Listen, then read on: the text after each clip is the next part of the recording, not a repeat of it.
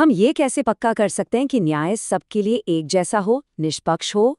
आज हम जजों के लिए बने एक ग्लोबल कोड ऑफ कंडक्ट को समझेंगे, जिसे बैंगलोर प्रिंसिपल्स के नाम से जाना जाता है। ये वो सिद्धांत हैं जो ये सुनिश्चित करने के लिए बनाए गए हैं कि इंसाफ का तराजू हमेशा हर किसी के लिए बराबर रहे। अच्छा, एक बात सोचिए, जब सारे दरवाजे बंद हो जाते हैं, जब हर तरह की प्रोटेक्शन फेल हो जाती है, तब हम उम्मीद लेकर कहाँ जाते हैं? जवाब है हमारी न्यायपालिका। ये जनता के लिए एक तरह से आखिरी कवच का काम करती है। ये वो संस्था है जिस पर हम तब भरोसा करते हैं जब कहीं और से कोई आस नहीं बचती। तो सवाल ये उठता है कि आखिर इन सिद्धांतों को बनाने की जरूरत ही क्यों पड़ी? देखिए, इसकी कहानी शुरू होती है भरोसे के एक बहुत बड़े संकट से।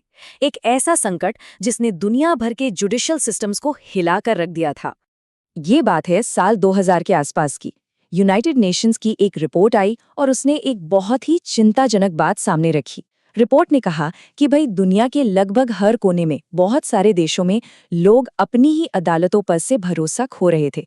उन्हें लग रहा था कि सिस्टम या तो करप्ट हो चुका है या फिर पक्षपात करता है। अब ये कोई छोटी मोटी बात नहीं थी, ये एक ग्लोबल प्रॉब्लम थी जिसे फौरन एड्रेस करना जरूरी था। तो इस भरोसे के संकट से निपटने के लिए एक बहुत बड़ा ऐतिहासिक कदम उठाया गया। दुनिया भर में एक कोशिश शुरू हुई कि जजों के लिए एक ग्लोबल कोड ऑफ कंडक्ट बनाया जाए, एक ऐसा कोड जो इस टूटे हुए विश्वास को फिर से जोड़ सके। और इस काम का बीड़ा उठाया यूनाइटेड नेशंस ने। उनकी देखरेख में दुनिया के अलग अलग कोनों से जजों को बुलाया गया और कहा गया कि आइए हम सब मिलकर कुछ ऐसे यूनिवर्सल एथिकल स्टैंडर्ड्स बनाते हैं जो हर जगह लागू हो सके। सच कहूं तो ये अपने आप में एक बहुत बड़ी पहल थी। ये जो पूरा प्रोसेस था ना, ये बड़ा दिलचस्प था। इसकी शुरुआत हुई 2000 में वियना से, जहां कॉमन लॉ वाले देशों के चीफ जस्टिस बैठे और एक पहला ड्राफ्ट तैयार किया। फिर 2001 में ये मीटिंग हुई बेंगलोर में और यहीं पर बेंगलोर ड्राफ्ट कोड पर सहमति बनी। लेकिन बात यहीं खत्म नहीं हुई। 2002 में द हेग में सिविल लॉ वाले देशों के जजों ने भी इसे देखा, परखा और अपनी सहमति दी। मतलब पूरी कोशिश की गई कि एक ऐसा दस्तावेज बने जिस पर दुनिया के ज्यादातर लीगल सिस्टम्स एकमत हों। तो इस सारी मेहनत के बाद 6 कोर वैल्यूज निकलकर सामने आईं। यही बैंगलोर प्रिंसिपल्स की बुनियाद है। ये है independence, impartiality, integrity, propriety, equality और कॉम्पिटेंस एंड डिलिजेंस। ये सब बहुत जरूरी हैं, लेकिन आज हम बात करेंगे पहले 2 सबसे बुनियादी पिलर्स पर। तो चलिए सबसे पहले और सबसे जरूरी वैल्यू को समझते हैं, जुडिशियल इंडिपेंडेंस यानी न्यायिक स्वतंत्रता। अब देखिए, ये सिर्फ एक शब्द नहीं है। इसका मतलब है पूरी जुडिशरी का स्ट्रक्चर, उसका स्टेटस, वो कैसे काम करती है। इन प्रिंसिपल्स के मुताबिक judicial independence rule of law के लिए, मतलब कानून के शासन के लिए पहली शर्त है। और ये एक फेयर ट्रायल की भी फंडामेंटल गारंटी है। मतलब एक जज को सिर्फ पर्सनली ही नहीं बल्कि इंस्टीट्यूशनली यानी संस्थागत तौर पर भी इंडिपेंडेंट होना चाहिए। इसके बिना कोई भी डेमोक्रेसी ठीक से चल ही नहीं सकती। और यहाँ एक बहुत बहुत ज़रूरी बात साफ की गई है। ये जो इंडिपेंडेंस है ना, ये जज का कोई प्रिविलेज या कोई खास हक नहीं है। नहीं, ये जनता के प्रति उसकी जिम्मेदारी है। ये पब्लिक के लिए एक सेफ गार्ड है ताकि न्याय बिना किसी भी बाहरी दबाव के हो सके। इस बात को लॉर्ड एटकिन के एक कोट से बहुत अच्छे से समझा जा सकता है। वो कहते हैं कि जज किसी व्यक्ति को देखकर फैसला नहीं करते, चाहे वो कितना भी बड़ा क्यों ना हो। वो तो सरकार और नागरिक के बीच खड़े होते हैं, ये देखने के लिए कि सरकार की कोई भी कार्रवाई कानून के दायरे में है या नहीं। मतलब साफ है, जज की वफादारी सिर्फ और सिर्फ कानून के लिए है, किसी सरकार या किसी पावरफुल आदमी के लिए नहीं। तो सवाल ये है कि कोई जुडिशरी सच में इंडिपेंडेंट है, ये कैसे पता चलेगा? इसके लिए 3 बहुत बेसिक चीज़ें ज़रूरी हैं। पहला, सिक्योरिटी ऑफ टेन्योर, यानी जज को अपनी नौकरी से बेवजह हटाए जाने का डर ना हो। दूसरा, फाइनेंशियल सिक्योरिटी, मतलब उनकी सैलरी और पेंशन कानून से तय हो, किसी की मर्जी से नहीं।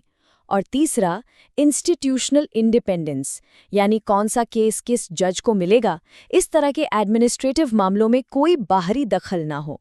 ठीक है, तो ये तो हुई इंडिपेंडेंस की बात। अब आते हैं दूसरे पिलर पर, जो कि इंस्टीट्यूशन से ज्यादा जज के अपने स्टेट ऑफ माइंड के बारे में है। और वो है टोटल इम्पार्शियलिटी, यानी पूरी तरह से निष्पक्ष होना। इम्पार्शियलिटी या निष्पक्षता को किसी भी जज के लिए सबसे ज़रूरी माना गया है। और मज़े की बात यह है कि ये सिर्फ फाइनल डिसीजन पर लागू नहीं होती, बल्कि उस पूरे प्रोसेस पर लागू होती है जिससे वो डिसीजन लिया जाता है। ये बात बहुत अहम है, क्योंकि रास्ता भी उतना ही साफ सुथरा होना चाहिए जितनी की मंजिल। और यहीं पर वो मशहूर कहावत आती है, justice must not only be done but must manifestly be seen to be done. मतलब न्याय सिर्फ होना नहीं चाहिए बल्कि होते हुए दिखना भी चाहिए। तो इम्पार्शियलिटी का मतलब सिर्फ असल में बायस्ड ना होना नहीं है, बल्कि ऐसा दिखना भी नहीं चाहिए कि कोई बायस्ड हो सकता है। अच्छा, अब इंडिपेंडेंस और इम्पार्शियलिटी में क्या फ़र्क है, ये समझना बहुत ज़रूरी है। देखिए, इंडिपेंडेंस एक स्टेटस है, सरकार या दूसरों से रिश्ते के बारे में। ये पूरे इंस्टीट्यूशन को बचाती है। वहीं इम्पार्शियलिटी एक स्टेट ऑफ माइंड है, एक जज का एटीट्यूड। ये किसी एक केस में किसी भी तरह के झुकाव से जुड़ा है और ये पूरे प्रोसेस को बचाता है। तो इसका मतलब क्या हुआ? इसका मतलब ये हुआ कि जजों को कोर्ट के अंदर और बाहर हर उस चीज़ से बचना चाहिए जिससे किसी भी आम आदमी के मन में उनकी फेयरनेस को लेकर ज़रा सा भी शक पैदा हो, जैसे किसी पॉलिटिकल पार्टी के लिए एक्टिव होना, या किसी केस के एक पक्ष से अकेले में बात करना, या फिर अपनी पोजीशन का इस्तेमाल अपने या परिवार के फायदे के लिए करना। ये सब चीज़ें शक पैदा करती हैं। तो ये जो दो वैल्यूज़ हैं, इंडिपेंडेंस और इम्पार्शियलिटी, ये जब एक साथ मिलती हैं तो एक बहुत बड़ी चीज़ की नींव रखती हैं, और वो है किसी भी डेमोक्रेसी की सबसे मजबूत बुनियाद। और उस बुनियाद का नाम है द रूल ऑफ लॉ, यानी कानून का शासन। ये एक बहुत ही सिंपल पर बहुत पावरफुल आइडिया है कि कानून सबसे ऊपर है। कोई भी, चाहे वो कितना ही बड़ा या पावरफुल क्यों ना हो, कानून से ऊपर नहीं है। ऑस्ट्रेलिया के chief justice sir Gerard Brennan ने इस पर बहुत अच्छी बात कही थी। उन्होंने कहा कि एक आज़ाद समाज सिर्फ तब तक ही चल सकता है जब तक वहाँ कानून का राज हो। एक ऐसा कानून जो राजा और प्रजा दोनों पर बराबर लागू हो और जिसे बिना किसी पक्षपात के लागू किया जाए। सीधी सी बात है, रूल ऑफ लॉ तभी मुमकिन है जब हमारे पास उसे लागू करने के लिए इंडिपेंडेंट और इम्पार्शियल जज हों। इसके बिना ये हो ही नहीं सकता। तो कुल मिलाकर सबसे बड़ी बात जो हमें समझनी है वो ये है कि ये जो बैंगलोर प्रिंसिपल्स हैं, ये सिर्फ जजों के लिए कुछ नियम कानून नहीं है। नहीं, ये असल में हम सबके लिए, पूरी पब्लिक के लिए एक फेयर सोसाइटी की गारंटी है।